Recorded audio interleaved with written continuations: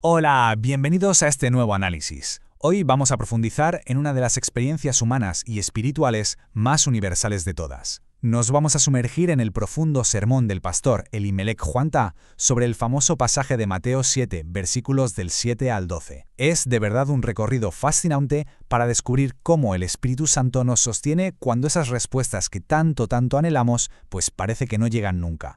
Bueno, vamos a meternos de lleno en esto. El pastor Juantá utiliza una analogía que sinceramente da en el clavo desde el minuto 1 para anclar un texto de hace 2000 años a nuestra locura moderna. Pensemos un momento. Mandamos un mensaje en una aplicación. Pasan 22 minutos y no hay respuesta. Estalla el pánico. Aparece esa ansiedad tremenda por los tics azules y empiezan las teorías conspirativas. ¿Me estarán ignorando? ¿Habrá pasado algo catastrófico? Pero claro, históricamente, enviar una carta a mano requería armarse de paciencia para una espera de mínimo 22 días. 22 días. Esa misma impaciencia moderna de los 22 minutos, como bien explica el pastor, nos la llevamos constantemente a la vida espiritual. Queremos respuestas para ya mismo. Y claro, cuando domina el silencio, llega un agotamiento tremendo. Para entender cómo podemos mantener la fe durante esa espera, el mapa de ruta de este desglose es súper claro. 1. Frente a la puerta cerrada. 2. Pedir, dependencia del Padre. 3. Buscar, el proceso de la fe. 4. Llamar, perseverancia sin ceder. Y 5. Dios también forma hijos. Empezamos por el punto número 1. Frente a la puerta cerrada. Estar frente a una puerta que no se abre es una experiencia que literalmente nos agota a todos. Da igual si hablamos de orar sin descanso por la salud de un familiar, de lidiar con una crisis económica brutal o de sufrir por una relación rota. El desgaste mental y espiritual no viene solo por el tiempo que pasa, sino por esa pregunta inevitable que nos carcome por dentro. ¿Realmente merece la pena seguir insistiendo? Y aquí, el contexto histórico es absolutamente vital para entender el peso de la situación. El pastor Juantá hace muchísimo hincapié en que cuando Jesús dio el Sermón del Monte, ojo, no estaba repartiendo teorías espirituales abstractas, de esas que suenan muy bien pero están lejos de la realidad. ¿Qué va? Hablaba a personas ordinarias, gente que estaba literalmente exhausta, personas aplastadas por el yugo incesante del Imperio Romano y atrapadas en sistemas religiosos que no daban tregua. Era gente que buscaba esperanza, justicia y provisión reales para su supervivencia diaria. Pues bien, es exactamente a ese público lleno de necesidades tangibles al que Jesús le presenta 3 acciones de fe escalonadas: pedir, buscar y llamar. Y aquí hay un detalle espectacular. El teólogo William Barclay, al que el pastor cita de forma maravillosa en su sermón, nos dice que en el idioma original estos 3 verbos tienen una fuerza continua.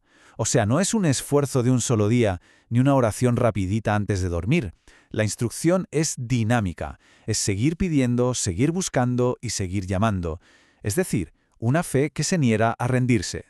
Pasamos al punto 2. Pedir, dependencia del Padre. Aquí el pastor Juantá subraya algo precioso. Antes de conceder ninguna petición, Jesús busca transformar de raíz la imagen que tenemos de Dios, pasando de una deidad lejana y fría a un Padre compasivo.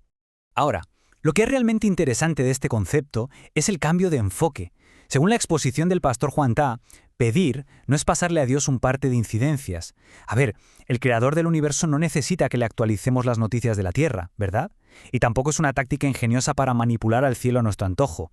En realidad, pedir es ese espacio vital donde admitimos nuestra propia fragilidad.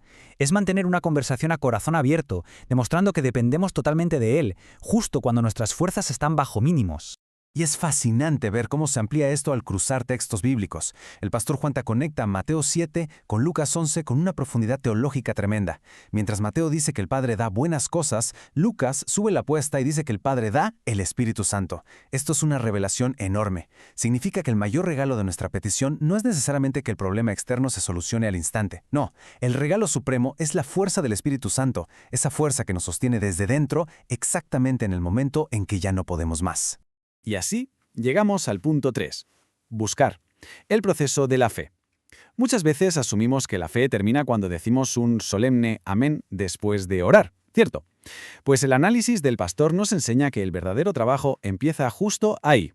Básicamente, buscar es sumarle diligencia a esa primera oración. Nuestro instinto natural frente a la adversidad es querer atajos. Queremos que el camino se despeje por arte de magia y dejar de sufrir de un plumazo. Pero el pastor Juantá nos advierte de forma incisiva que buscar exige una fe superactiva.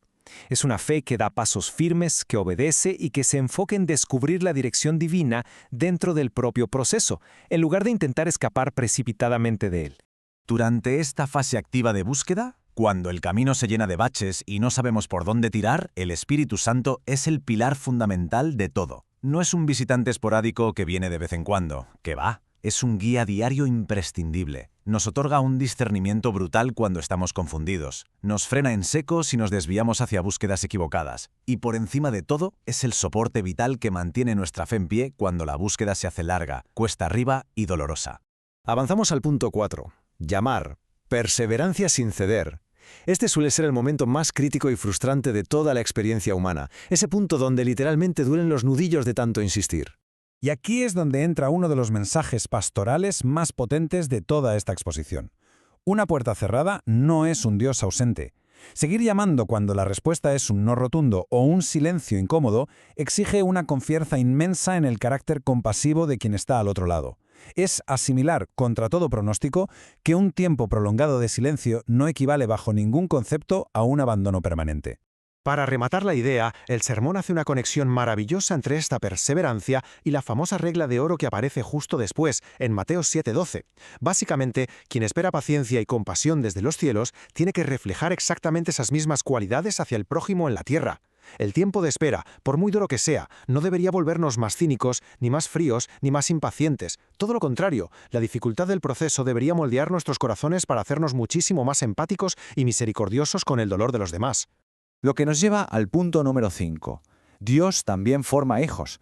Esta es la aplicación teológica que envuelve todas las acciones anteriores, el propósito definitivo detrás del misterio de la espera. Entonces, el punto crucial es este, y queda resumido a la perfección en esta poderosa cita. Dios no solo abre puertas, también forma hijos. Es una frase directa del pastor Elimelech Juantá, y es sin duda la tesis central que vertebra toda su enseñanza. Esperar frente a una puerta jamás es tiempo perdido al azar. Esa espera es, de hecho, el taller mismo donde ocurre una transformación radical de nuestro carácter interior. Esta síntesis final cristaliza el concepto de forma impecable. Cada paso progresivo de fe nos da una madurez espiritual de valor incalculable.